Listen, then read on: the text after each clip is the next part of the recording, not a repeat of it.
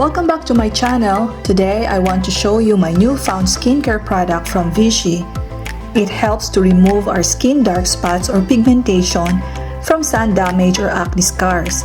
It also reduces the fine lines or wrinkles in our face with its 5% niacinamide content. With niacinamide, it improves the appearance of enlarged pores and uneven skin tone. Study shows that niacinamide penetrates well into skin.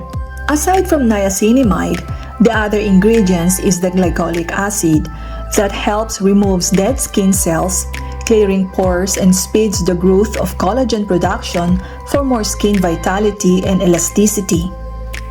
The other ingredients that help reduce the skin inflammation and improve the skin protection against sun damage is peptide. To complete the ingredients, it also has a volcanic water, where Vichy products are well known for, to have this mineralizing thermal water found in France, that clinically proven to hydrate, soothe, and strengthen skin natural defense. First, you need to wash your face with your favorite brand.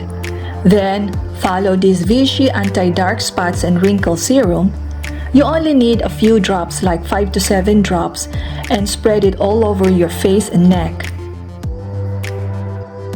Then, followed with your favorite moisturizer.